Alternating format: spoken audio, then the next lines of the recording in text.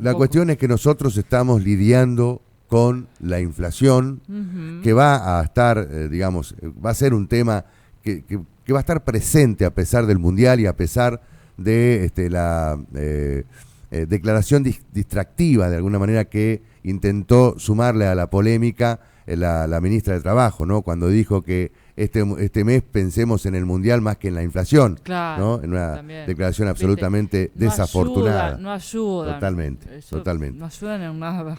Y en otros lugares la cuestión pasa por los atentados terroristas, ¿no? Y esto que ocurrió, una explosión que ocurrió en pleno centro de Estambul. Vamos a hablar con Ricardo López Gotig, nuestro analista internacional, al que siempre hacemos consultas cuando ocurren hechos de estas características en distintos lugares del mundo, para, bueno, que nos dé su mirada respecto de esto, ¿no? ¿Qué significa este atentado terrorista? ¿Qué señal puede dejar para el futuro, no solamente en Turquía, sino también en otros lugares del planeta? Hola Ricardo, ¿cómo te va? Estoy junto a Flavia Fuentes Copelo saludándote. Buen día, Víctor González es mi nombre. Buen día. Hola, buen día, ¿cómo están? Pero bien, aquí estamos.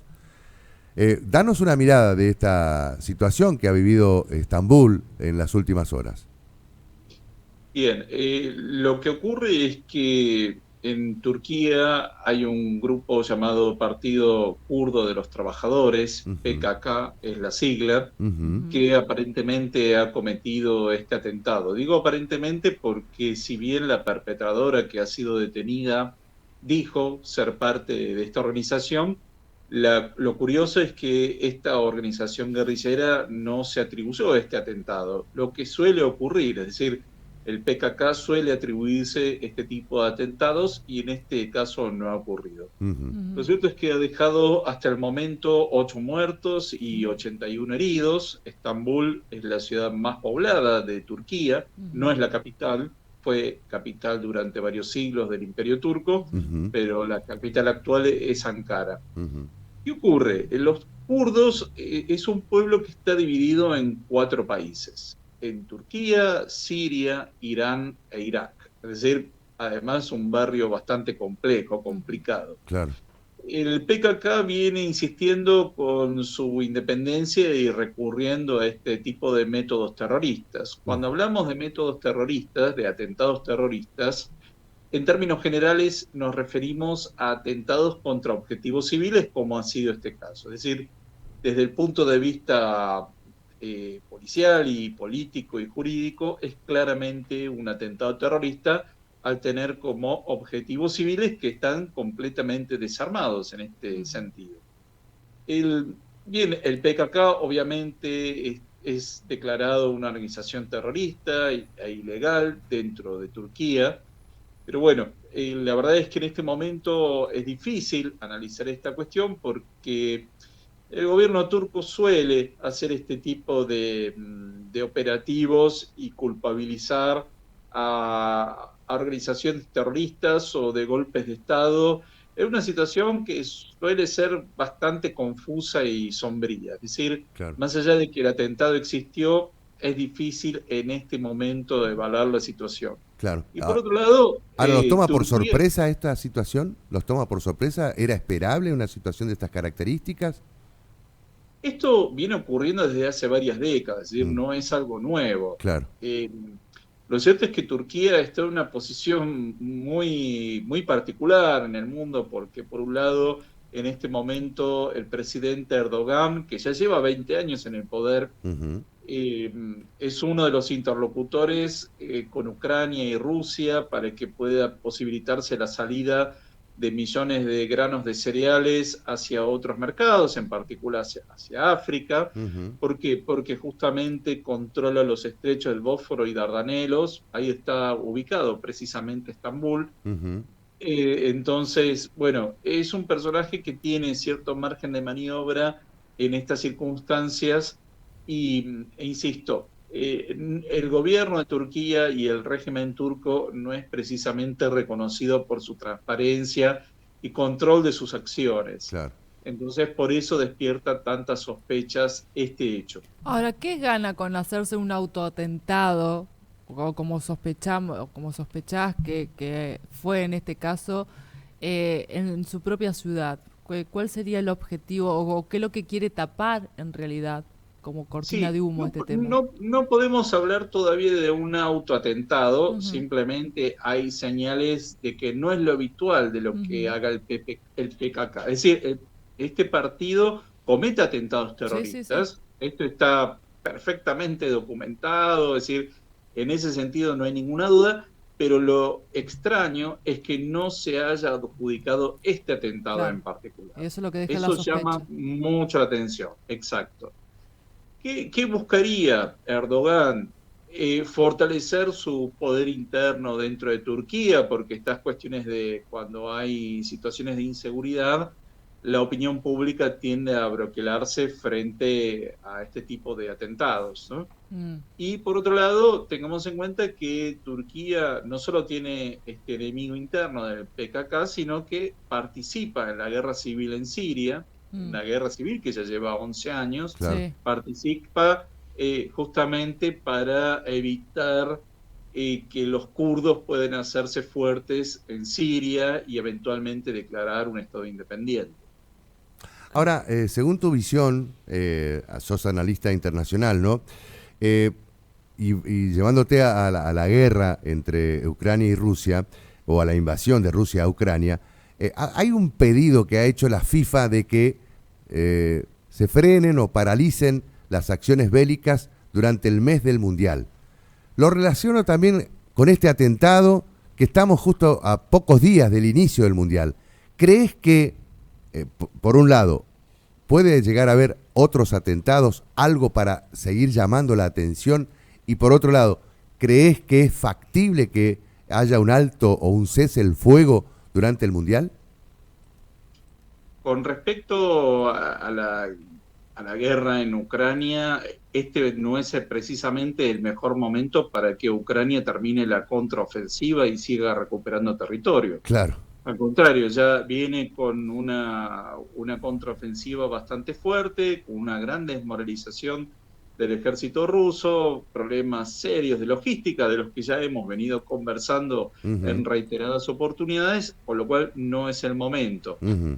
El cese de fuego en este momento favorecería a Rusia para rearmarse Claro. y prepararse, sobre todo con vistas al invierno que se está acercando en el hemisferio norte. Uh-huh. Es decir, desde ese punto de vista, obviamente el gobierno de Ucrania no va a hacer No va a caso a este aceptar. pedido de la Claro. FIFA, Uh-huh. no. Tiene otros objetivos y claramente está apuntando hacia la recuperación de la península de Crimea, Uh-huh. que está en manos rusas desde el 2014. Claro.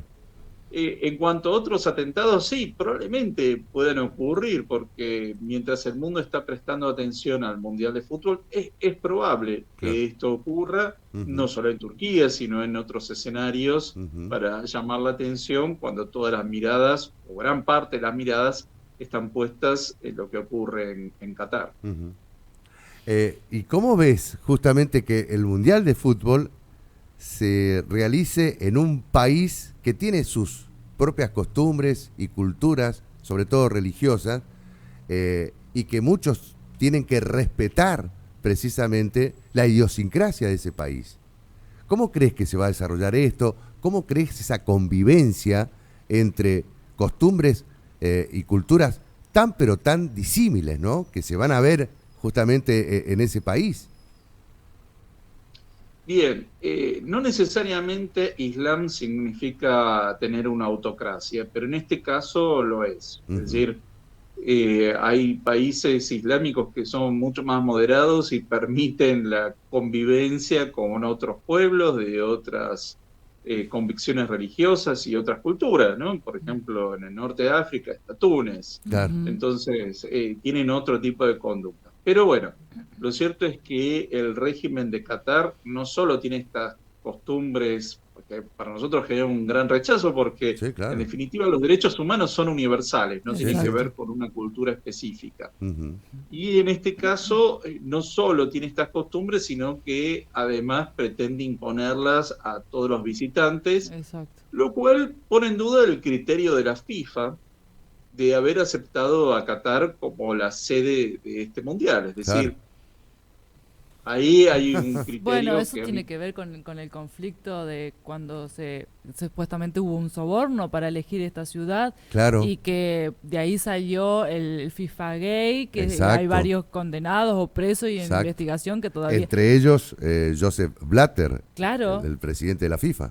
Claro, exactamente, y creo que tenía que ver con esto justamente por haber aceptado este soborno de que llevar el mundial a esta región y no a Estados Unidos. Entonces Estados Unidos le dijo, ajá, me la va a pagar, y salió el FIFA Gay, y bueno, y se armó toda esta cuestión, pero la realidad es que no se movió la sede, y teniendo en cuenta esta característica que vos decís bien, Ricardo, de que más allá que tu cultura o tu forma de manejarte en tu país sea de una forma, pero con semejante evento internacional, que recibís múltiples visitantes de todo el punto del mundo, no seas un poco permisible con algunas cuestiones o prácticas que, por ejemplo, hablábamos más temprano, la cuestión del abrazo cada vez que hace un gol Argentina, por ejemplo, que nosotros somos refiesteros en ese sentido. Sí. La particularidad y lo que me llamó la atención ayer,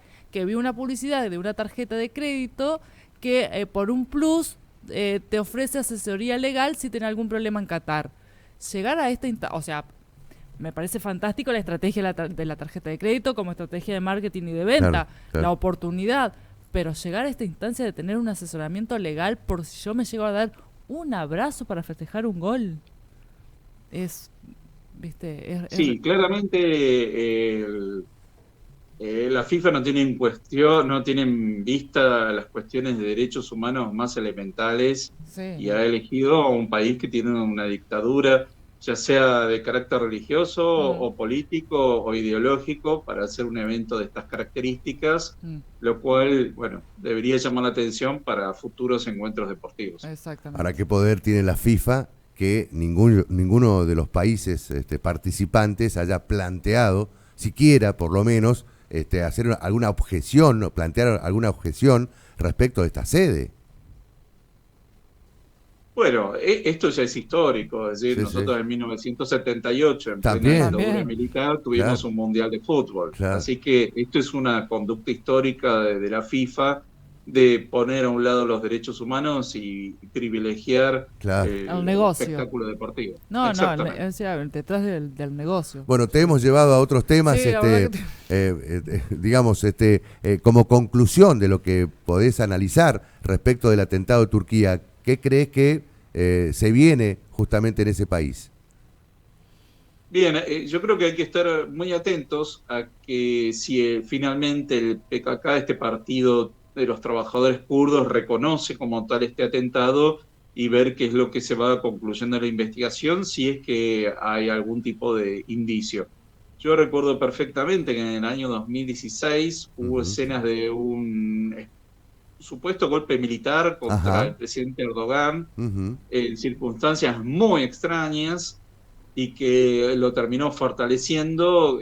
Y bueno, la verdad es que es un país que despierta muchísimas sospechas, pero como está en un lugar muy privilegiado desde el punto de vista geopolítico, suele hacer este tipo de cuestiones y no recibir ningún tipo de sanción.